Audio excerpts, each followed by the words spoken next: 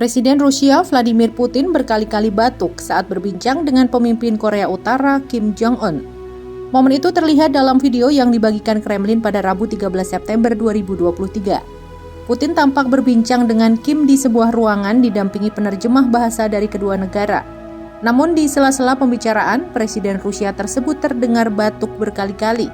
Sebelumnya, Kim tiba di Kosmodrom Vostokny setelah menempuh perjalanan menggunakan kereta lapis baja dari Pyongyang. Kedatangannya disambut hangat oleh Putin bersama sejumlah pejabat Rusia.